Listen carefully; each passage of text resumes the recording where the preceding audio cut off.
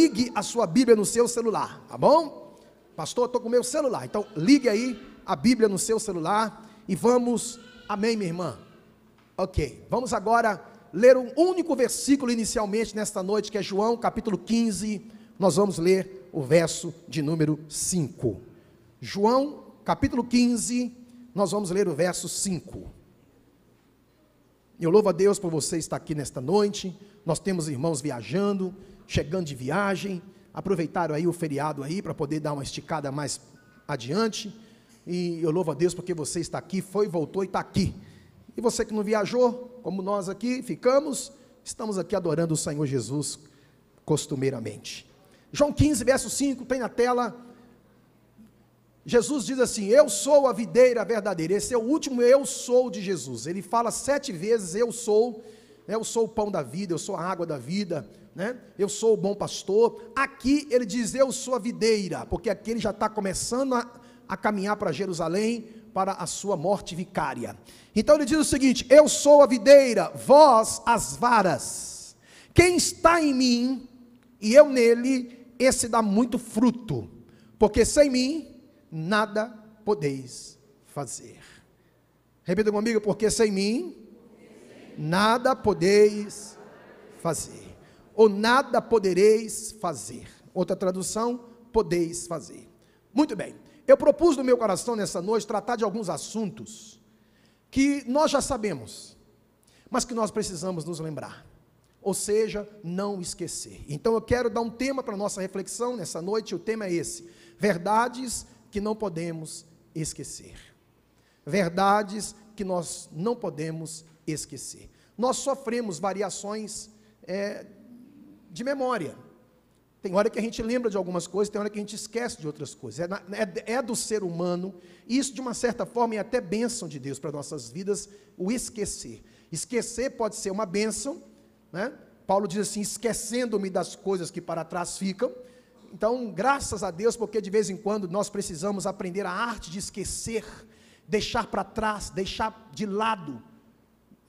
Mas existem coisas que nós não podemos esquecer, que nós devemos estar sempre nos lembrando delas, porque faz-nos bem trazer à memória estas verdades. Então, sem delongas, eu quero aqui trazer algumas verdades espirituais que nós, como cristãos, como crentes, não podemos esquecer. A primeira delas, de algumas que eu vou elencar aqui, está no próprio texto que nós lemos de João capítulo 15, verso 5. Sem Jesus, nada podemos fazer.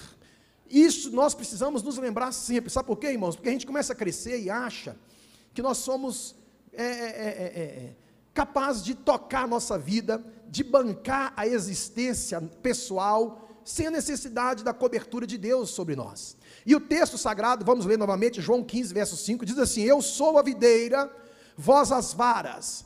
Quem está em mim e eu nele, esse dá muito fruto, porque sem mim nada podereis fazer. O capítulo 15, o capítulo 14 e 15 é emblemático. João aqui traz revelações poderosíssimas daquilo que Jesus ensinou acerca do reino de Deus. Aqui no capítulo 15 ele fala sobre 3 doutrinas, 3 princípios do nosso relacionamento com Cristo. O primeiro deles eu trago em tela, só para nós trazermos aqui uma percepção do que é estar em Cristo. Aqui ele fala da união com Cristo. Você precisa ter isso na sua mente. Quando você aceitou Jesus como seu Salvador, aconteceu algo extraordinário no mundo espiritual. Você foi conectado, você foi ligado a Cristo. Isso é algo poderosíssimo, irmão. Suas virtudes não teriam poder para fazer isso, para conectar isso. Você com Cristo, porque o pecado faz separação entre homem e Deus, divide, separa, distancia. Mas Cristo naquela cruz, ele conseguiu fazer o quê? A palavra religião significa religar, reconectar. Aquele homem que no Éden tinha plena comunhão com Deus, que estava unido a Deus, e essa união foi quebrada por causa do pecado, na cruz de Cristo. Uma vez você, porque a salvação é individual, então essa conexão é individual, ela não é coletiva. Mas a coisa mais linda que Jesus fala aqui, nos ensina aqui, e João nos traz à tona, é nessa perspectiva da união com Cristo. A palavra aqui, não vou ler ali, estar em Cristo. Olha comigo João 15, verso 4 a 7. Estai em mim, e eu em vós. Como a vara a si mesma não pode dar fruto, se não estiver na videira, assim também vós, se não estiverdes em mim. Perceba vocês que ele fala esse estar em mim diversas vezes. Aí ele continua e diz assim: assim também vós, se não estiverdes em mim, eu sou a videira, vós as varas. Quem está em mim e eu nele, esse dá muito fruto. Muito fruto. Porque sem mim, nada podeis fazer. Se alguém não estiver em mim, será lançado fora, como a vara, e se secará. E os colhem e lançam no fogo, e ardem. Se vós estiverdes em mim, e as minhas palavras estiverdes em vós, pedireis tudo o que quiserdes, e vos será feito. A tônica, que a mensagem central aqui é estar em Cristo, é esta união com Cristo, e isso a salvação provoca, isso a salvação traz, porque ela é justamente o resultado desta união. Paulo, para você ter uma ideia, o apóstolo Paulo, ele usou essa expressão estar em Cristo 180 vezes. Uma das mais extraordinárias falas dele, dessa expressão estar em Cristo, se encontra em 2 Coríntios capítulo 5, verso 17. Nós conhecemos de cor. Assim, se alguém está em Cristo, ele está falando de salvação. Estar em Cristo é estar salvo.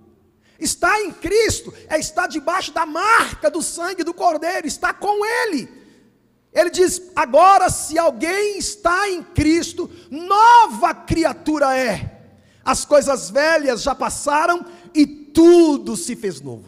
Isso significa, repito, que quando você se converte, há um milagre no mundo espiritual extraordinário. Você que estava distante, agora é colocado perto. Você que estava desconectado, agora você está conectado. Conectado com quem? Com Bill Gates? Não. Com alguém muito mais importante. Com Trump? Não. Com Biden? Não. Com Lula? Não. Conectado com Cristo. Conectado com Cristo. Estou em Cristo. Diga comigo: eu estou em Cristo. Amém, irmão? A propósito, quem não está em Cristo não está salvo. Porque sem Jesus não há salvação. Vou lhe trazer 2 textos para corroborar essa minha fala. Olha o que o João apóstolo fala em João 17, verso 3. E a vida eterna é esta: que conheçam a ti, só por único Deus verdadeiro, e a Jesus, a quem enviastes. A vida eterna é reconhecer Deus como o único Senhor, soberano sobre a face da terra, e Jesus como seu Salvador, a quem Ele enviaste. Atos 4, verso 12, também corrobora esta fala. E nenhum outro há salvação, porque também debaixo do céu, nenhum outro nome há, a quem dado entre os homens, pelo qual devamos ser salvos. Então, se você ainda não está em Cristo, é porque você não foi salvo ainda. Mas se você um dia entregou sua vida para Cristo, acredite, você está nele, arraigado nele, conectado nele. Então a primeira doutrina, o primeiro princípio que João nos ensina aqui é essa verdade: nós estamos unidos a Cristo, e essa união, irmãos, ela é perene, ela não é uma vez por semana. Por isso que Jesus falou assim: eis que estou convosco. Ele não falou assim: eis que estou com todo mundo, não. Mateus 28, 20. Eis que estou convosco. Ele falou para um grupo seleto, ele falou para os salvos, ele falou para os discípulos, para os que estavam conectados com ele. Eis que estou convosco todos os dias, até a consumação dos séculos. A segunda doutrina que esse João 15 nos revela é a comunhão com Cristo. Você vai encontrar uma palavrinha aí em João capítulo 15, nos 9 versículos de 1 a 9, a palavra permanecer. Olha só, não é só estar em Cristo, é importante permanecer em Cristo. Não, pastor, eu sou dele, mas você é dele, mas não permaneceu nele, tem alguma coisa errada. A vara que não está conectado, que não permanece no ramo, ela vai secar. Mesmo que ela tenha frutos nela, ela vai secar, os frutos vão apodrecer e ela vai perder a seiva, ela vai perder a vida. Por quê? Porque ela foi arrancada, ela foi tirada, ela não permanece mais. Por 10 vezes, João fala que Jesus disse a palavra permanecer. Então não é só estar com ele, é permanecer com ele. Olha comigo aí, João 15, verso 9. Como o Pai me amou, também eu vos amei a vós. Eu não vou ler os 10 versículos que falam permanecer 10 vezes. Eu estou tirando um aqui para te mostrar que em João 15, o versículo 9, ele está dizendo o seguinte: como o Pai me amou, também eu vos amei a vós. Permanecei no meu amor, permanecei comigo, permaneça em mim. Você está comigo, mas precisa continuar estando comigo. Isso é muito importante. Você não pode achar que você está com ele, desconectado dele. Eu tenho uma rede Wi-Fi na minha casa. Eu permaneço na minha rede Wi-Fi enquanto eu estou lá. Se eu me afasto da rede, eu vou perdendo a conexão. E quando eu chego numa certa distância, ela se desfaz. Por quê? Porque eu estou distante da base. Quando eu me afasto de Jesus, mesmo com o discurso que eu posso dizer para você, eu tenho uma rede Wi-Fi. Ok, você tem, acessa aí. Não tem como, estou longe. Eu perco o benefício, eu perco o que ela pode me proporcionar, o que ela me entrega. Você está me entendendo, amém, irmãos?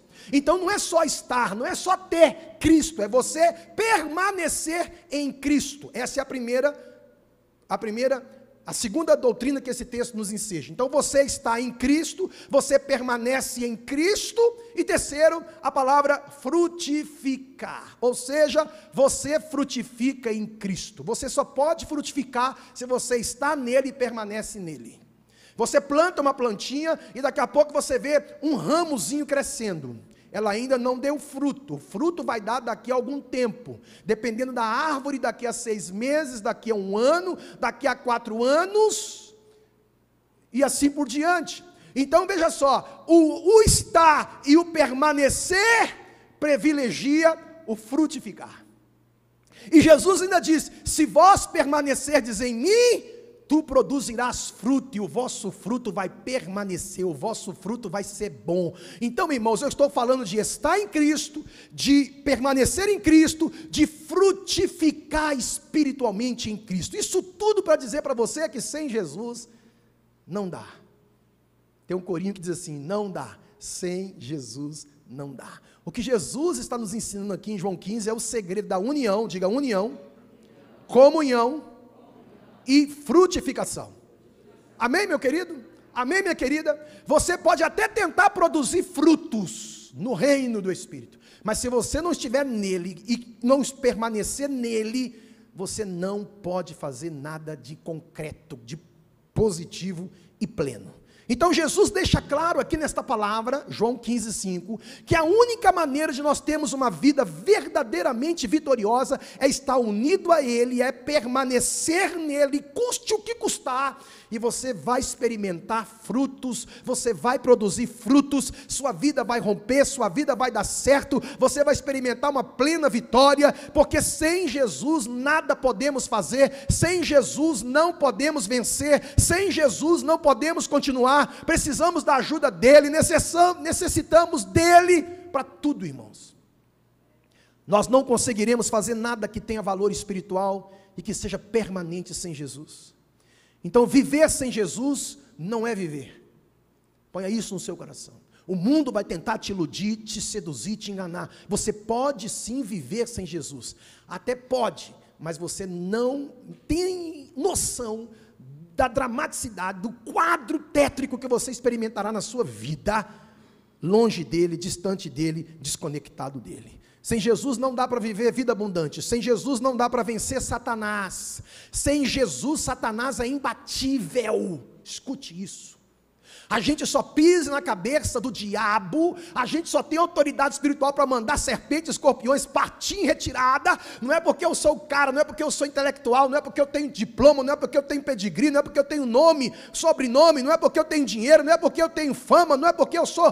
Não, irmãos, é por causa do poder de Jesus em nós, em você, em mim. Agora, tira esse poder, aí, meu irmão, o inimigo deita e rola.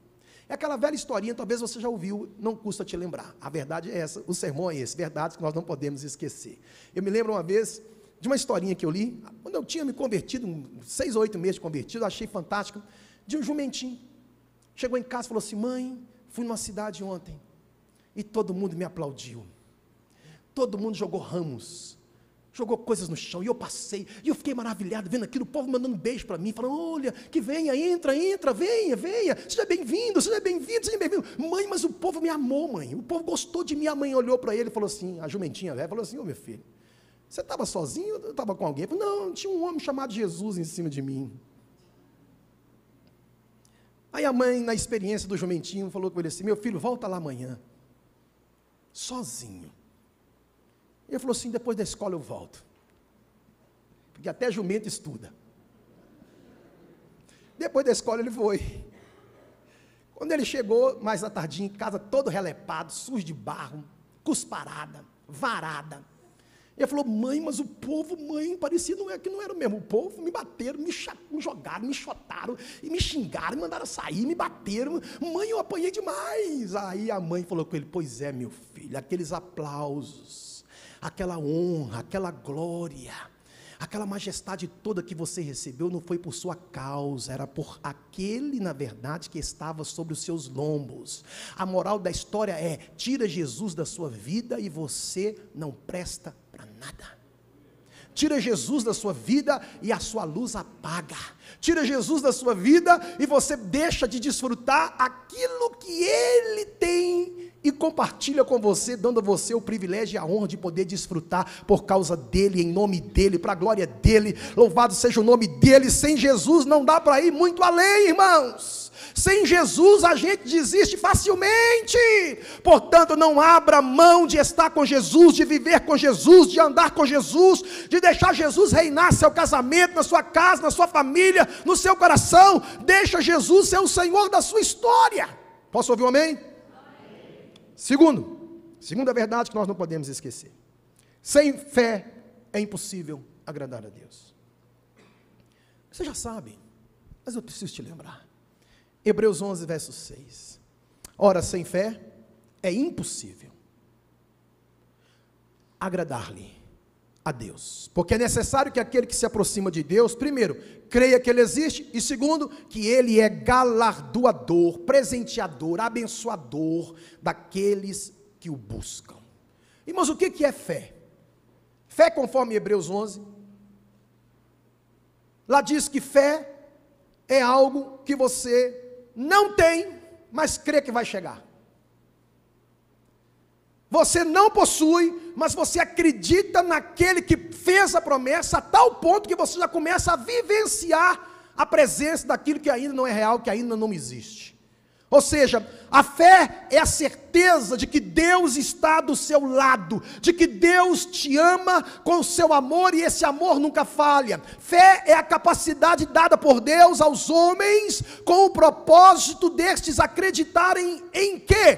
Primeiro, na sua existência, no seu poder e nas suas promessas. Nós não produzimos esta fé, essa fé é dom de Deus. Quando você ouve a palavra, porque a fé vem pelo ouvir, e ouvir a palavra de Deus tem o poder de gerar fé nos nossos corações. Por isso, cada vez que você entra aqui, cada vez que você ouve uma palavra, cada vez que você se depara com um ambiente onde a espiritualidade está sendo invocada, o Deus verdadeiro, o Senhor dos senhores, ali você está criando um ambiente onde a sua fé pode crescer, e vai crescer, porque eu creio que você quer que isso aconteça, amém? Fé é você crer na existência de Deus, Ele existe. Fé é você crer no poder de Deus, que Ele é o Todo-Poderoso, El Shaddai. Fé é você crer que Deus é fiel para cumprir todas as suas promessas. Então fé é crer no caráter de Deus. Deus não é homem para que minta, nem filho do homem para que se arrependa. Havendo Deus dito não fará, prometido não cumprirá. Fé é crer nas promessas de Deus, e nós temos aqui, irmãos, mais de 8.000 promessas de Deus na Bíblia, para você e para mim. O problema é que nós estamos com esta palavra fechada mais do que tudo, ultimamente. A gente ouve tudo, a gente escuta tudo, a gente lê muita coisa, mas estamos nos privando das promessas de Deus, e aí a gente fica com medo, e aí a gente fica tomado, dopado de ansiedade, aí o nosso coração gela, frisa, aí nós ficamos desesperados, como aqueles que não têm esperança, porque é compreensível, porque eles não têm esperança, eles não conhecem as promessas. Nós temos ela.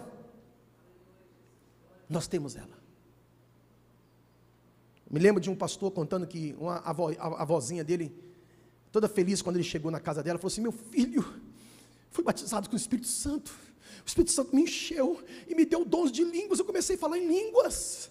E aí ele, pensando que era coisa da cabeça da voinha dele, ele falou assim: vó, mas será que foi mesmo? Ela falou: senhora, meu filho, eu pedi ao Senhor, eu criei na promessa dele, ele falou comigo: os vossos filhos e vossas filhas profetizarão, e os vossos velhos terão sonhos. Eu criei na promessa dele. Será que Deus é tão mau, como eu pedindo ele para me encher do Espírito Santo, ele ia me encher de ilusão, ia me encher de demônios? Oh, meu neto, Deus me deu da sua graça, e ele me encheu do seu poder. E aquele pastor contou para nós que aquele dia a fé dele foi aumentada, não porque ele estava na capacidade de provocar fé na sua avó, mas a avó trouxe para ele essa certeza de quando nós pedimos, nós recebemos. Se vós sois maus, sabeis dar boa dádiva aos vossos filhos, quanto mais o vosso Pai Celestial vos dará o Espírito Santo. Ela citou esse texto: aquele que lhe pedi. Eu pedi o Espírito Santo, Deus iria me dar outra coisa, meu filho? Ele então pediu perdão para a avó dele, e os dois se abraçaram e começaram a adorar, exaltar e glorificar o nome do Senhor. Nunca duvide das promessas de Deus, creia nas promessas de Deus. Você precisa ter fé. A fé me faz esperar em Deus, a fé me torna uma pessoa ancorada em Deus. Fé, irmãos, é viver confiante de que nada nesse mundo pode nos separar do amor de Deus. Olha Romanos 8, verso 38, 39, eu estou bem certo, estou convicto de que nem a morte, nem a vida, nem os anjos, nem os principados, nem as coisas do presente, nem do porvir, nem os poderes, nem altura, nem profundidade, nem qualquer outra criatura pode separar-nos do amor de Deus que está em Cristo Jesus, nosso Senhor. Fé é acreditar que Deus pode fazer muito mais do que pedimos ou pensamos. Você crê que Deus pode fazer muito mais do que você pede, do que você pensa? É o que a Bíblia nos diz em Efésios 3:20. Ora, aquele, não é você que é poderoso, é Ele, aquele que é poderoso para fazer tudo muito mais abundante além. Olha que expressão, tudo muito mais abundante além daquilo que pedimos ou pensamos, segundo o seu poder que opera em nós. Então fé é confiar nessa certeza, nessa convicção de que minha vida se encontra nas melhores mãos, vale a pena permanecer nele, vale a pena depender dele, e você precisa ter fé para crer que Jesus está ao seu lado, que você pertence, você crê que Deus está trabalhando na sua vida o tempo todo, Ele não te abandona, Ele não te deixa, Ele está ali contigo, está cuidando do teu filho o tempo todo, está cuidando do seu casamento, está cuidando das suas finanças, Ele está cuidando da sua segunda, da sua terça, da sua quarta. Deus está 24 horas por dia sustentando você. Você precisa crer nesta verdade, você precisa profetizar esta verdade. E quando eu digo profetizar, é falar. Deus é por mim. Se Deus é por nós, dizia Paulo, quem será contra nós? Oh meu irmão, oh minha irmã. Hebreus 12, verso 2, não deixando você esquecer que o autor e o consumador da fé sempre foi e será Jesus. Corra para a palavra dele, firma-se na palavra dele, porque Jesus quer colocar, quer injetar, quer te aumentar a fé nesta noite, porque sem fé é impossível agradar a Deus. Olhando para Jesus, não é para o pastor não, olhando para Jesus, o autor e consumador da fé. Terceiro, sem obras, agora presta atenção, a fé é morta. Repita comigo, sem obras, a fé é morta. Tiago capítulo 2, Verso 17, Romanos, irmãos, é o livro da fé. Paulo fala da fé sem obras. Não é um contraste, não é um conflito na Bíblia entre Tiago e Paulo. Romanos, Paulo fala da fé sem obra. Somos salvos pela fé, conforme Efésios nós vamos ver aqui. Isso não vem de vós, é dom de Deus, não vem das obras. Preste bem atenção. Mas agora Tiago, ele vai trazer uma outra perspectiva da fé. Ele diz, é verdade, nós somos salvos pela fé, mas a fé que não opera, a fé que não tira você dessa vida travada, dessa vida paralisada, e traz um dinamismo, uma potencialização espiritual para você ir, fazer, plantar, colher, segundo a fé, sua fé tem que ser colocada sob suspeita. Tiago 2,17 diz assim, assim também a fé, se não tiver obras, é morta em si mesma. Primeiro, vou repetir, a Bíblia deixa claro que as obras ou as boas obras não contribuem para a salvação. Olha Efésios 2, verso 8 e 9, porque pela graça sois salvos por meio da fé, isso não vem de vós. Pastor, o que eu preciso fazer para ser salvo? Entregar a sua vida para Jesus, Ele já pagou todo o preço. Você não tem que fazer nada, você não precisa acender uma vela, você não precisa se ajoelhar, você não precisa, meu irmão, caminhar de joelhos, você não precisa pagar uma penitência, você não precisa se esforçar. A única coisa que lhe é pedida é que você creia que Jesus Cristo é o Senhor e Salvador da sua vida, e você se entrega pessoalmente a Ele, incondicionalmente a Ele, e lhe rende o seu coração, a sua alma e o seu ser. Aí está a salvação, pela fé, por aquilo que Jesus fez por ti, e não por aquilo que você fez para alcançar essa fé. E ele diz mais, não vem de vós, é dom de Deus, não vem das obras, para que ninguém se glorie. Pastor, não chocou com Tiago? Não chocou. Obra não salva. Repita comigo, obra não salva, mas é a prova de que fomos salvos. Amém? É a mesma coisa de você pegar um camarada que fala para você assim, olha, o senhor é médico? Sou médico. Estudei, eu sou pediatra. A minha menina engasgou ali, você pode olhar, eu não posso olhar porque eu não entendo nada disso, não conheço nada, não sei nada. Uai, mas você não é uma pediatra? Você não pode. Acontece alguns acidentes, tem médicos que param, vão lá e dão uma força, salva vidas, porque na estrada alguém que tem o conhecimento vai colocar em prática o conhecimento adquirido. Mas em compensação, esse médico que cuida da pediatria, se o carro dele der um problema no motor, ele tem que parar e chamar o mecânico, porque ele não tem como operacionar, porque ele não sabe, ele não tem ciência de nada. Se o meu carro der problema na estrada, meu irmão, eu tenho que parar e largar e deixar, porque eu não sou mecânico, não entendo de mecânica, eu vou ter que acionar alguém que foi preparado para aquilo. O que eu estou te mostrando aqui, irmãos? A salvação não é por obras, mas uma vez salvo, eu começo a dar praticidade dessa salvação na minha vida, na minha atitude, no meu comportamento, nas minhas ações. A fé sem obras, ela é morta porque não fez diferença nenhuma na vida da pessoa. Se a fé em Jesus é apenas acreditar, até os demônios acreditam, irmão. Aliás, os demônios têm mais fé do que muito crente. Eu não estou falando da fé para a salvação, eu estou falando de fé que crê, que acredita, que sabe que é real. Você quer ver? Olha o que o Tiago, é ele que fala, Tiago capítulo 2, verso 19, ele fala assim, você crê que existe um só Deus? Ele diz, muito bem, bacana, até mesmo os demônios creem e tremem, de medo, de pavor, quando cita o nome do Todo-Poderoso, quando cita o nome de Jesus, porque há poder no nome de Jesus contra todas as hostes infernais. Irmãos, não basta você só ter fé, a sua fé tem que saltar para uma vida de praticidade, de comprometimento. Eu agora vou agir pela fé, eu vou falar pela fé, eu vou trabalhar pela fé, eu vou, meu irmão, produzir pela fé, eu vou permitir que as pessoas vejam em mim que eu sou um homem diferente, uma mulher diferente, por causa das minhas ações. Tem que vazar, gente. A fé salvadora é algo maior, que mexe com o coração e que transforma a vida do homem, da mulher. A fé salvadora em Jesus implica arrependimento dos pecados e a transformação do coração. A fé nos leva a agir, fazer o bem. Quando você lê lá em Hebreus capítulo 11, tem ali a prateleira dos heróis da fé, aí você vai ver assim: pela fé foi, pela fé fez, pela fé tirou, pela fé entregou, pela fé, a fé te leva a agir, ela não te faz ficar prostrado. Eu vi uma história de duas mulheres evangélicas que estavam costurando a roupa dos seus maridos.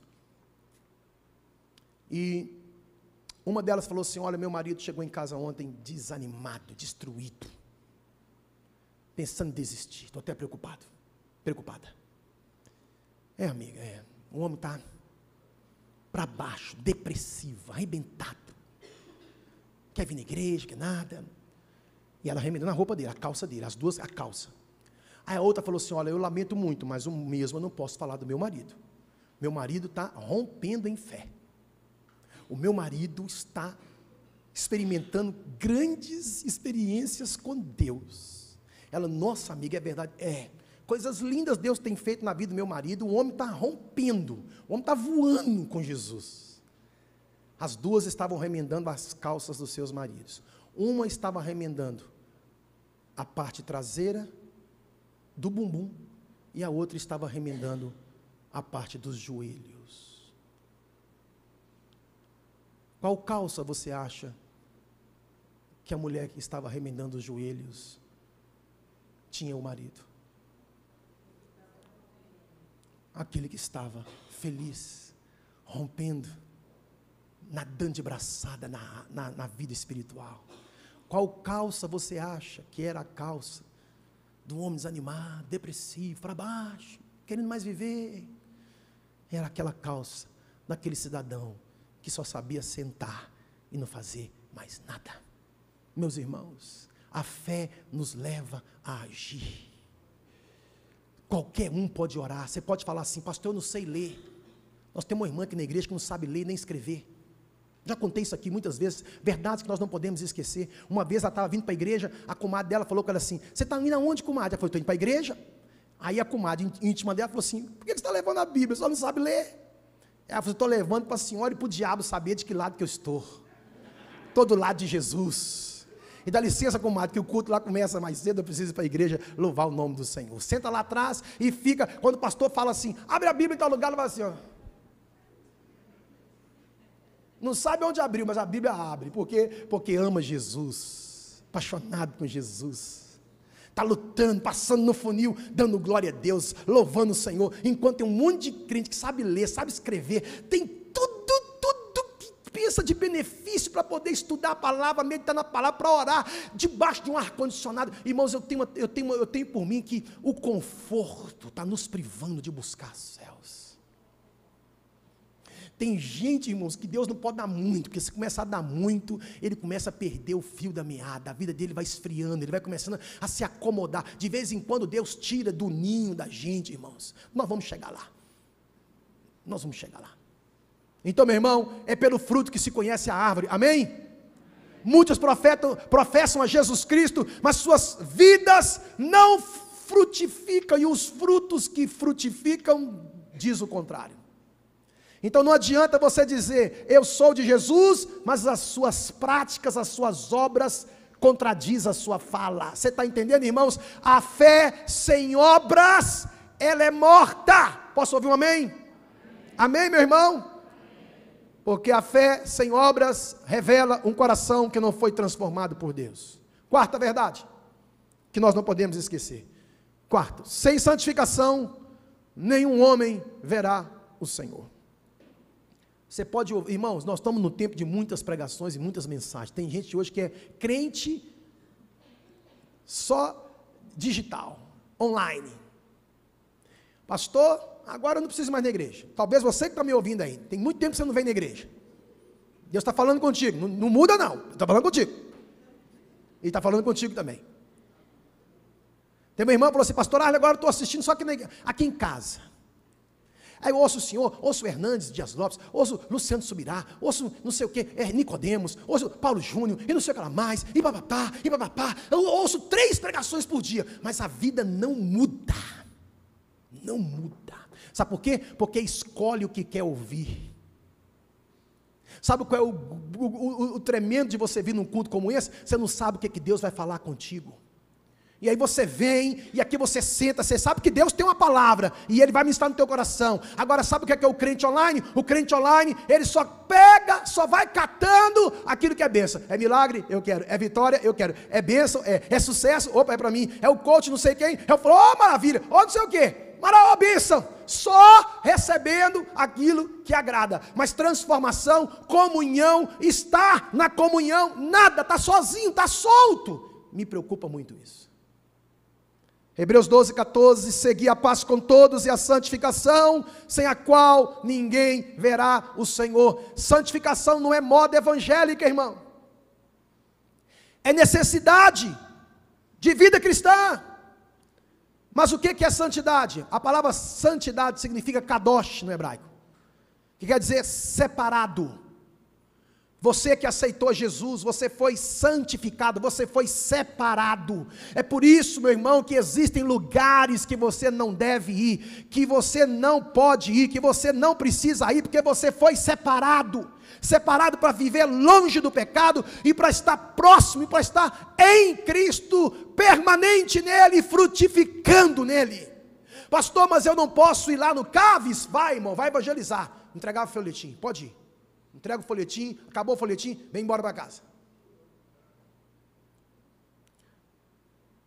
Escuta o que eu estou lhe falando. Santidade é separação do mal. Separai-vos dos povos. Olha Levítico 20, verso 26. Isso aqui não é jargão de evangélicos. Isso aqui não é palavra pressiona. Pastor está aqui pressionando a gente, querendo a gente ali, todo mundo montadinho. Não, irmãos, isso aqui é princípio bíblico. Levítico 20, 26, e ser-me-eis santos, porque eu, o Senhor, sou santo, e separei-vos dos povos. Separou, irmão. Alguém já disse, eu creio, que a santidade é a marca visível da sua salvação. A santidade é a marca externa de que você verdadeiramente foi salvo. Você era, você agora não é mais. Você fazia, mas agora você não faz mais. Você vivia daquele estado, mas agora você não vive mais. Jesus te transformou, e Ele não só te tirou do lamaçal do pecado, da iniquidade, Ele agora te dá uma nova identidade. Você é nova criatura, você é filho de Deus, você está em Cristo, você permanece nele, porque você cada dia mais próximo da luz. A luz te santifica, a luz te purifica. Olha o que ele diz aqui, irmãos, porque você é meu, para serdes meus. Então não é dele quem vive na sujeira, quem vive na iniquidade, quem vive no pecado. Eu vou ler alguns textos que corroboram esta verdade. 1 de Pedro, capítulo 1, verso 15. Mas como é santo aquele que vos chamou, Novo Testamento. Sede vós também santos em todo procedimento, pois está escrito, sede santos, porque eu sou santo. 1 Tessalonicenses 4, verso 7, pois Deus não nos chamou para a impureza. Pastor, mas eu vou lá, eu peco, pinto e bordo, depois eu volto arrependido. Meu irmão, cuidado. Eu já contei para vocês aqui, de um irmãozinho que toda vez no carnaval ele desviava. Toda vez no carnaval ele tocava trompete de vara. Tocava trompete de vara. Um exímio tocador. Quando chegava o período do carnaval, os amigos das antigas falaram assim, meu filho, você vai deixar de ganhar 5 mil reais, estou colocando na cifra de hoje, cantar 3 noitinhas, 5 mil reais. Aí ele desviava, uma semana antes ele desviava, desviei gente, estou no pecado. Aí ele ia para o carnaval, e estava lá, e o povo dançando, o povo pulando, e foi assim 1 ano, foi assim 2 anos, 3 anos, aí nas quartas de cinza vinha ele, murchinho, estou voltando, com 5 mil pratas no bolso, estou voltando, oh Jesus me perdoa. Aí numa dessas, ele foi, e estava lá, daqui a pouco ele não ouviu mais, ficou só assim. Ele está vendo o povo dançando, ele não ouvia mais nada, ele ficou surdo. Resumindo, ele saiu dali desesperado, foi para o médico falou, você está surdo. Aí ele voltou para Jesus, aí ele voltou voltando com força. Aí ele voltou falando assim, Jesus, nunca mais eu toco para Satanás e para o Senhor ao mesmo tempo, nunca mais. Aí Ele com 2 aparelhinhos. Ainda com os aparelhinhos, ainda ouvia com dificuldade, mas voltou para Jesus e agora está andando com Jesus. Não está mais, porque Jesus já recolheu, está na glória, agora está ouvindo os seres angelicais cantando, louvado seja o nome do Senhor Jesus. Pensa num homem, meu irmão, que ele contou esse testemunho para nós. Não estou aqui pegando algo particular, não. Ele contou esse testemunho para nós. Vale a pena se santificar. Quem está ouvindo, diga amém. 1 Tessalonicenses 5:23, o mesmo Deus de paz vos santifique completamente, e todo o vosso espírito, e toda a vossa alma, olha aí, e corpo, sejam plenamente conservados e irrepreensíveis para a vinda de nosso Senhor Jesus Cristo. 2 Coríntios capítulo 7, verso 1, ora, amados, visto que temos tais promessas, purifiquemo-nos de toda impureza, tanto da carne como do espírito, aperfeiçoando a nossa santificação no temor de Deus. Olha Josué 3:5, quer maravilhas de Deus na sua vida? Quer maravilhas de Deus na sua casa? Quer maravilhas de Deus no seu casamento? Quer maravilhas de Deus na sua vida financeira? Quer maravilhas de Deus na sua história? Santificai-vos, porque amanhã fará o Senhor maravilhas no meio de vós. Deus não pode agir aonde a santidade não está presente. Você está me ouvindo, meu irmão? Em nome de Jesus, sem santificação, ninguém verá o Senhor agindo aqui, vai viver de migalhas. E na eternidade, lá é muito pior do que aqui. Mas já começa a perder a graça dele aqui, quanto mais a eternidade. O inferno é real, irmãos, o inferno é real. O diabo quer apagar o fogo do inferno, mas o inferno é real. 5, sem amor, nada somos. Nós temos que tomar cuidado, porque a santidade, se você não vigiar, ela pode te tornar antipatizante. Se você não vigiar, se você for no extremo, tem gente que é santo demais, que nem paz do Senhor dá para o outro, porque o outro é de uma igreja diferente da dele. Eu sou santo, está vindo um batista ali, e eu sou pentecostal, não sei das quantas, eu não falo com batista, não falo. Aí um fala, paz, irmãozinho. Você acha que eu estou brincando? É tão santo, que não comunica com os pecadores. Não comunico. Jesus era tão santo, que comia e bebia com os pecadores. Só com um detalhe, em vez dele ficar com o pecado dos pecadores, os pecadores eram que santificados por ele. Ele dormiu na casa, lá na Jericó, na casa de Zaqueu, o homem mais ladrão que tinha naquela região, Zaqueu.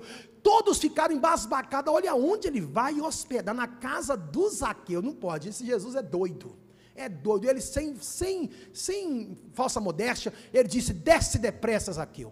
Não é que Jesus, irmão, só olhava os ricos, não, ele queria salvar uma alma moribunda, uma alma destruída pela riqueza, pelo Deus Mamon, pela ganância, e ele entrou na casa de Zaqueu, em vez de Jesus sair de lá ganancioso, Zaqueu agora está distribuindo a sua riqueza, está devolvendo o que roubou, e está dizendo Jesus para ele, hoje houve salvação nesta casa. Jesus está aqui nessa noite, meu irmão, para dizer para você, que você precisa abrir o seu coração na santidade para amar.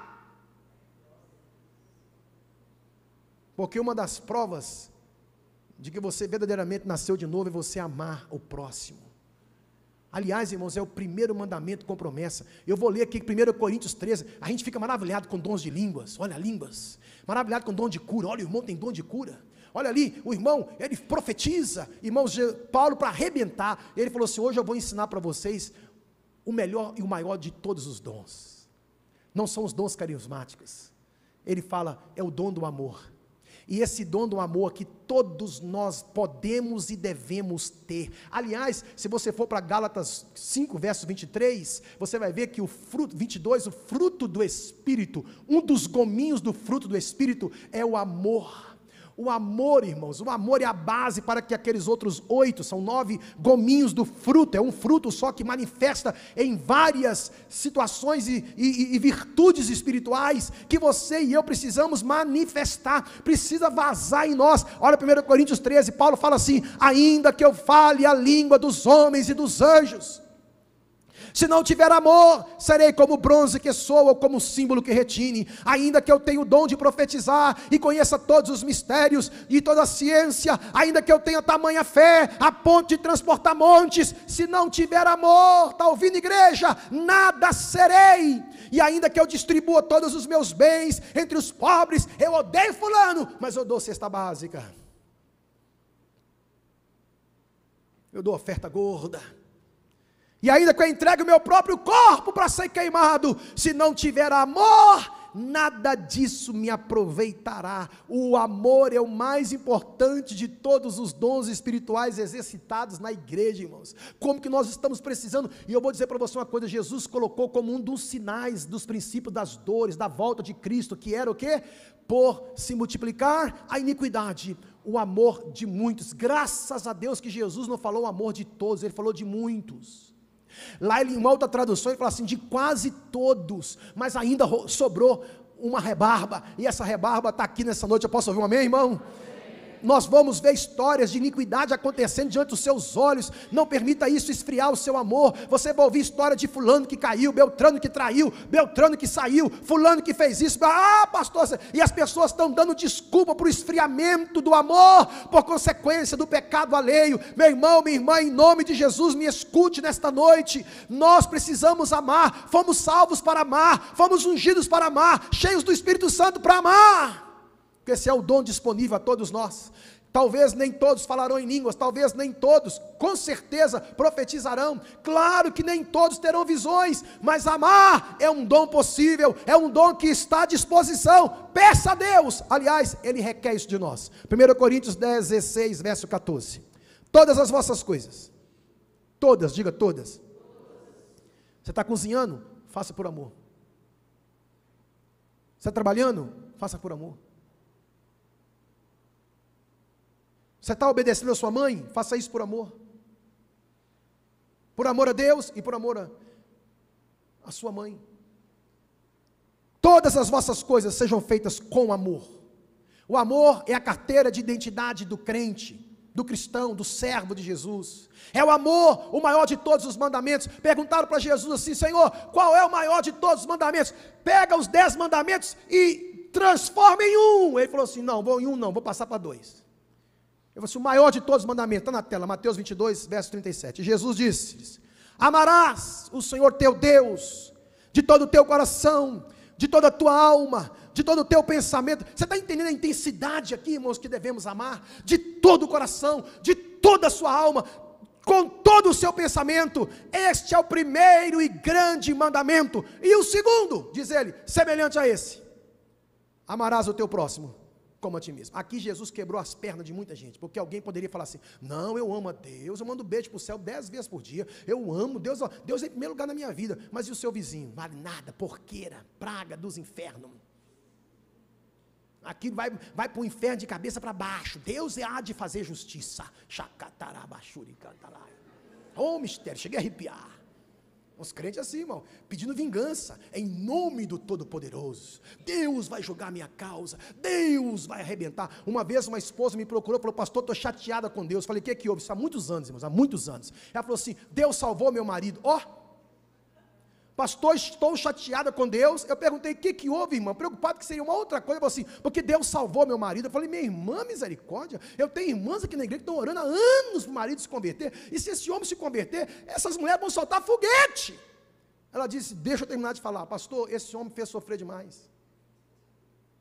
Esse homem, pastor, doença venérea passou para mim, esse homem arrebentou, esse homem me moeu, ele realmente, o cabra era ruim. Pensa no homem ruim, multiplica por 3, era ele. Pensa no homem ruim, foi ruim, ela foi elencando, irmão, esse homem judiou dessa mulher, e sabe qual é a oração que ela vinha fazendo? Senhor Jesus, salva o meu marido, mas antes, joga ele num liquidificador espiritual, aperta o 3 e taia ele todinho, e deixa só a pontinha do dedo, para na hora que o pastor fizer o apelo, ele aceitar Jesus, porque esse miserável merece um couro, esse homem precisa ser amassado, Deus há de julgar a minha causa. E um belo dia, ela nem convidou, ele falou assim, hoje eu vou na igreja. Ela falou, vai, então vamos. Foi, chegou lá, o pastor pregou, ele falou assim, eu quero Jesus. O homem não quebrou uma unha, pastor. O homem não tomou nem um puxão de orelha. Quando eu vi o pastor abraçando ele, eu fiquei com aquele misto assim, foi salvo, mas nem uma rasteira divina tomou. nenhum caldo espiritual o homem levou. Aquela mulher queria, irmãos, e tem gente assim, acredite, querendo ver o sangue vazar no outro. Isso não é amor, irmão. Você foi chamado para amar, irmã.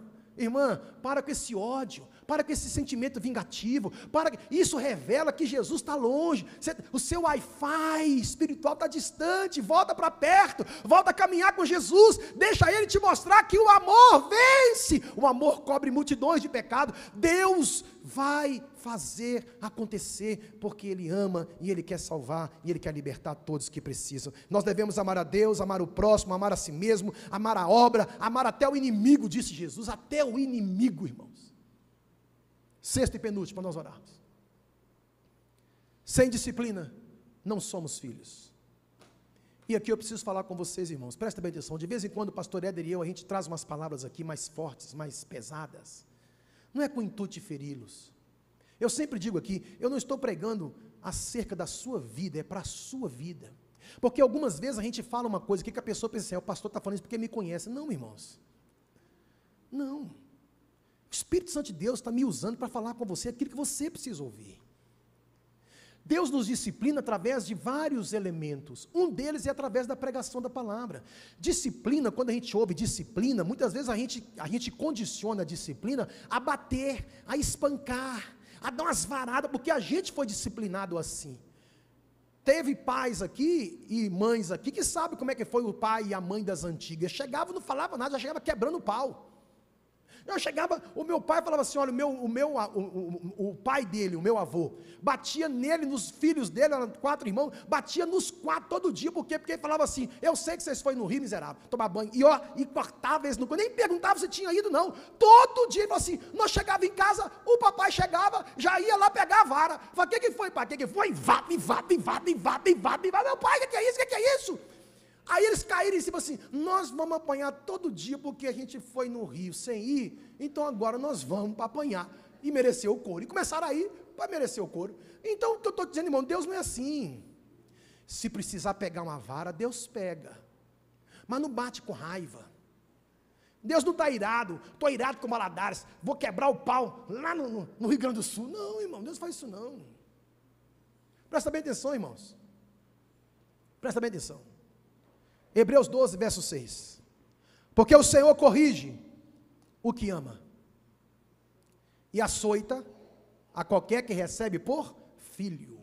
Então de vez em quando você vai nos ouvir aqui, falar algo aqui para você, que vai, nossa, pastor, hoje pegou pesado, pastor, hoje apertou, pastor, hoje deu uma dura, pastor, hoje, de vez em quando, irmãos, de vez em quando, nós pregamos aqui para exortar, nós pregamos aqui para consolar, para edificar.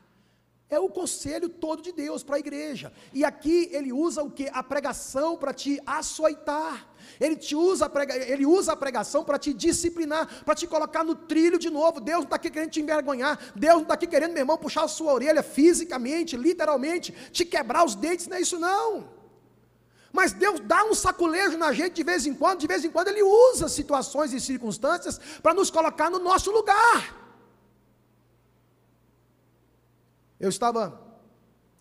Me veio à mente aqui agora, por favor, não tem muito a ver isso aqui não, eu estava no aeroporto, pergunta a minha esposa, o telefone tocou, aí um rapaz falou assim, não, aqui é do banco tal e tal, nós estamos precisando fazer aqui um recadastramento, não sei o que, e foi conversando, eu falei, amigo, deixa eu dizer para você, eu estou dentro do aeroporto, eu estou indo viajar, e eu não vou fazer esse cadastro não. Ele falou, confirma só o seu nome. Eu falei, meu primeiro nome é esse. Porque ele falou meu primeiro nome, né? Seu primeiro nome é esse. Como foi? Eu falei, meu primeiro nome é esse. Ele falou assim, o senhor faz o quê? Eu falei assim, eu sou pastor. Ele falou, o senhor é pastor? Eu falei, é. Eu falei, então vou parar por aqui. Isso aqui é um golpe, senhor. Ele falou, quando o senhor falou pastor, vamos parar por aqui. Eu jamais vou aplicar um golpe num homem de Deus. Minha mulher estava do meu lado. Jamais. Eu falei, meu irmão, deixa eu dizer uma coisa para você. Jesus te ama. E pelo visto, você é alguém que conhece a Jesus. Ele falou, pastor. Eu falei, é golpe mesmo? Eu já comecei a duvidar do golpe.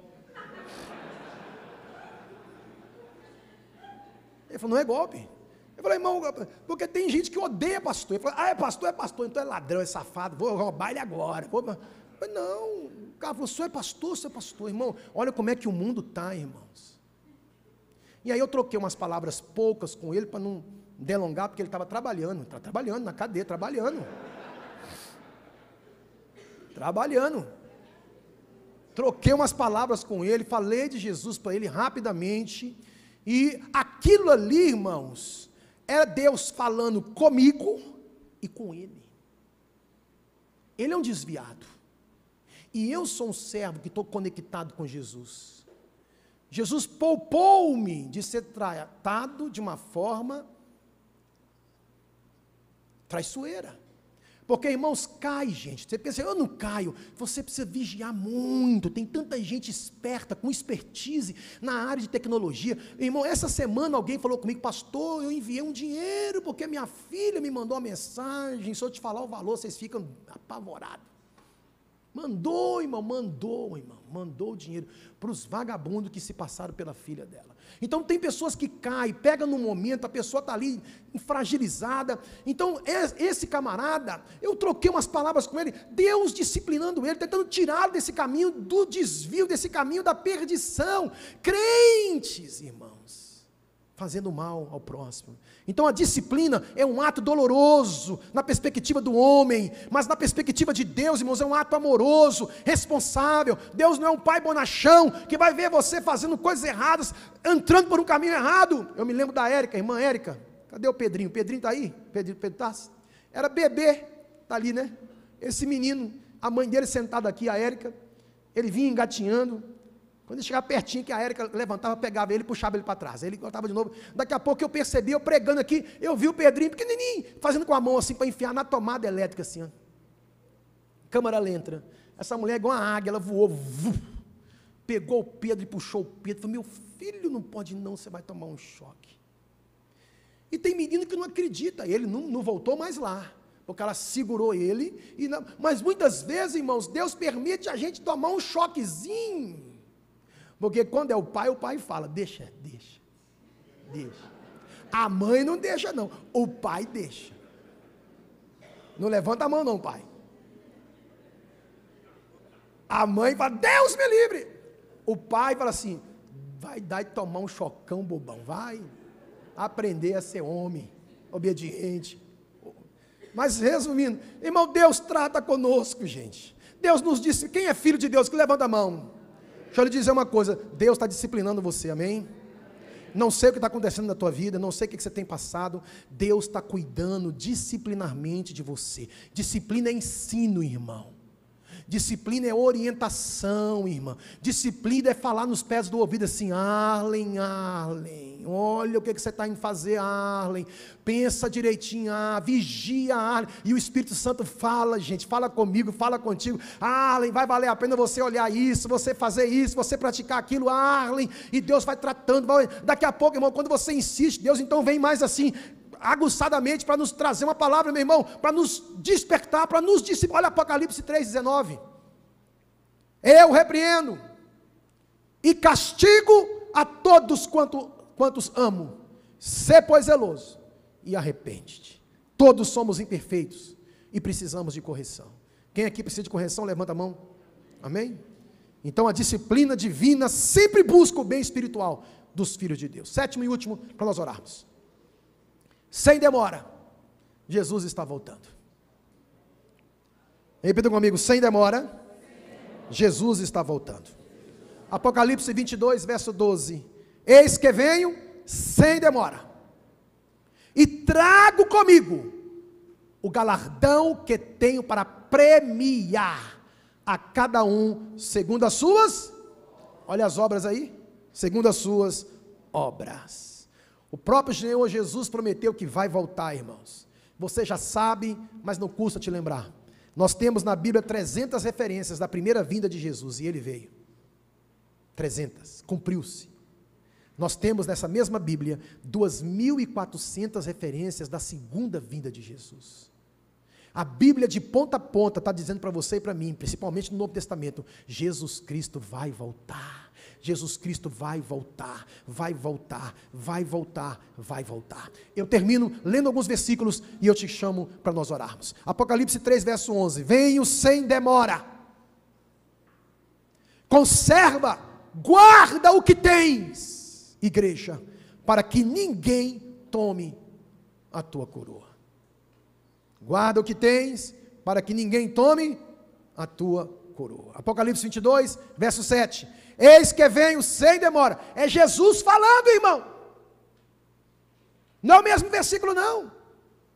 Bem-aventurado aqueles que guardam as palavras da profecia deste livro. Olha Apocalipse 22 ainda, verso 20. Aquele que dá testemunho destas coisas diz: certamente venho sem demora. Esse sem demora, irmãos, Jesus está dizendo: olha, eu vou chegar numa hora que você não imagina, mas eu vou chegar. Eu vou chegar. Perguntaram para Spurgeon, se Jesus fosse voltar, um dos príncipes dos pregadores, um grande pastor, ele perguntou para ele assim, um repórter, se Jesus fosse voltar amanhã, o que o senhor faria? Se essa pergunta for feita para alguns crentes, vai dizer, eu vou para a igreja, vou ficar 24 horas de joelho lá na igreja, Jesus vai voltar e vai me pegar de joelho, pedindo perdão pelos pecados, tudo que eu já fiz. Aí ele virou e falou assim, cumprirei a minha agenda de amanhã, normalmente. Se ele vai voltar meio-dia, se eu tenho que cortar o cabelo 11 horas, está marcado 11 horas, eu vou no cabeleireiro, no salão e vou cortar o meu cabelo. Um repórter perguntou, mas por quê? Ele falou, porque eu já estou preparado. Eu já estou pronto para encontrar com o Senhor, o meu Deus. Amós 4, prepara-te, ó Israel, para encontrares com o Senhor, o teu Deus. Aquele que dá testemunho destas coisas diz, certamente venho sem demora, amém, vem Senhor Jesus, a graça de nosso Senhor Jesus Cristo seja com todos. Olha Hebreus 10, 37, porque ainda dentro de pouco tempo, aquele que há de vir, virá, e não tardará. E Tiago capítulo 5, verso 8, sede vós também pacientes, e fortalecei o vosso coração, porque a vinda do Senhor está próxima. Sua volta será repentina, surpreendente, marcante e tenebrosa para muita gente. Mateus 24, 42, vigiai, porque não sabeis a que hora há de vir o vosso Senhor. Por isso estáis também vós apercebido, porque o Filho do Homem há de vir a hora em que não penseis. A promessa vai se cumprir. Você não é deste mundo.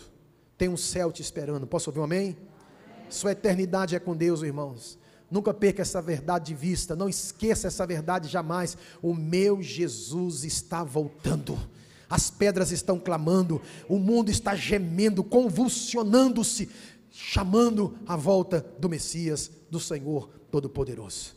Dito isso, eu quero te convidar a se colocar de pé, para nós podermos clamar a Deus, que não desistiu e não desiste de nós. Sem Ele, nada podemos ser e fazer. Feche os seus olhos. Você entrou aqui nessa noite, irmão, escute. E eu não posso deixar você embora sem tomar essa decisão. Quem tem Jesus tem a vida eterna. Quem não tem Jesus não tem a vida eterna. E você ouviu verdades aqui importantíssimas, que você não pode esquecer. E uma de que vocês ouviram é que Jesus é o único e suficiente Salvador do homem. E se você entregar sua vida para Cristo, pastor, o que eu preciso fazer, pastor? É reconhecê-lo e dizer, Jesus, eu te recebo e reconheço como meu Salvador, único e suficiente Salvador de minha vida. E Ele vai te conceder o nome escrito no livro da vida, Ele vai te conceder a eternidade com Ele, e Ele vai te salvar por toda a eternidade.